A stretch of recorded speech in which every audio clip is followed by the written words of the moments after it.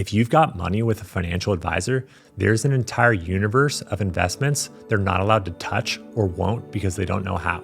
In this video, I'll show you exactly what most can't use, why their hands are tied, and what that means for your portfolio and your returns over the next decade. Let me be clear and upfront. I'm not here to bash financial advisors. Most of them are good, smart people who generally want to help you. They just operate inside a very specific box. Their business model limits what they can actually do for you.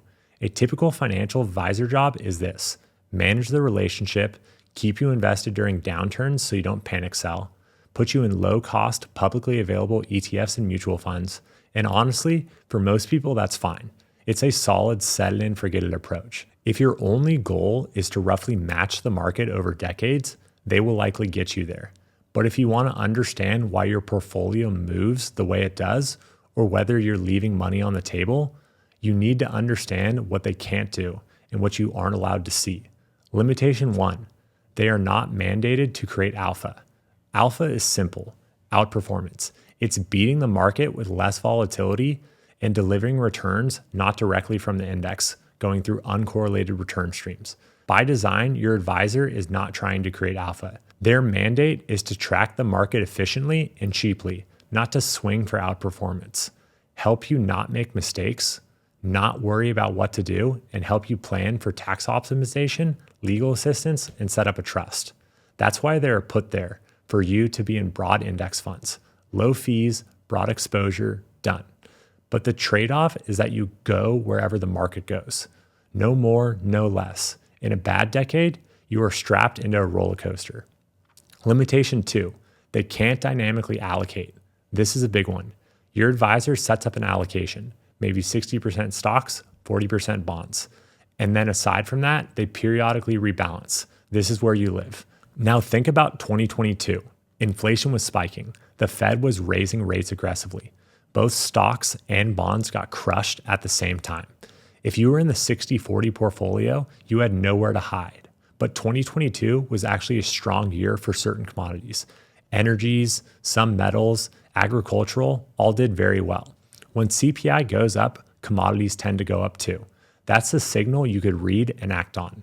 The dynamic allocator can read that environment and say, we should shift a slice of the portfolio into commodities or trend following strategies while inflation is elevated. But your financial advisor can't do that. They can't pivot to commodities. Their firm, their compliance department, and their own tools usually keep them in very narrow playbooks. They don't have the mandate or the tools to say, hey, let's shift 20% into commodities because inflation is running hot. Limitation 3, they're stuck mostly in public markets. That's a whole world beyond public stocks and vanilla bonds. There's private equity, hedge funds, real estate, syndications, managed futures, private credit, and more. Most traditional advisors can't touch the majority of that universe. They're limited to what's publicly traded and available through broker-dealers. Even when alternatives are technically available, like commodity ETFs or managed futures funds, many advisors avoid them because they do not fully understand them. Their compliance department is nervous about them. They make client conversations more complex because they allocate incorrectly and they can underperform. So you end up with a portfolio that is basically stocks and bonds, regardless of what is happening in the real world. Let me give you a specific example that most investors have never been told. You probably know that stocks and ETF are market cap weighted. Big companies get a bigger weight. If Nvidia grows, you own more of Nvidia in the index. If Apple dominates, you own more Apple. This is basically betting on the winners. Bond ETFs are structured in a similar way. But bonds are also market cap weighted, meaning something very different. You are not weighted by success, you're weighted by debt. Think about it this way. The more a company borrows, the bigger position it becomes in a bond index.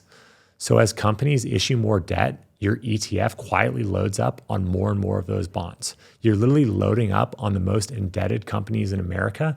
Does that really sound like a good play?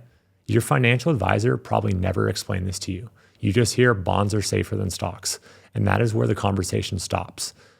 But there are other approaches.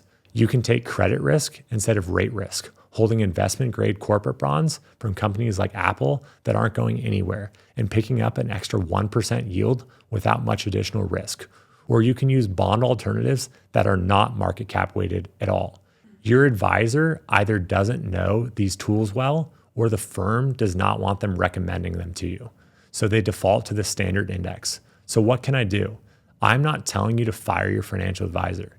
If you want someone to keep you disciplined, take you off the ledge in a crash, and keep your basic allocation on track, that is of real value to some people.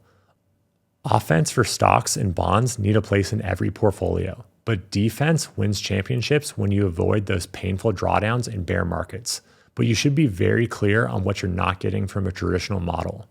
Active allocation based on changing market conditions, thoughtful use of alternatives like commodities or managed futures, a toolkit designed for regime shifts, not just buy and hold 60-40 forever. If you want that, you have 3 realistic options. 1. Educate yourself and actively manage a portion of your portfolio alongside your advisor. 2. Work with a manager who has the mandate and tools to allocate dynamically and use alternatives. There are usually private RIAs who have higher minimums and talented young upstarts and innovative products. 3. Use specific alternative funds or strategies on your own that your advisor does not talk to you about. In future videos, I'm going to dig into each one of these, how commodities work as an inflation hedge, bond alternatives that make more sense than the standard index, and how to read economic signals to know when to shift. Because here's the bottom line, your advisor is trying to help you.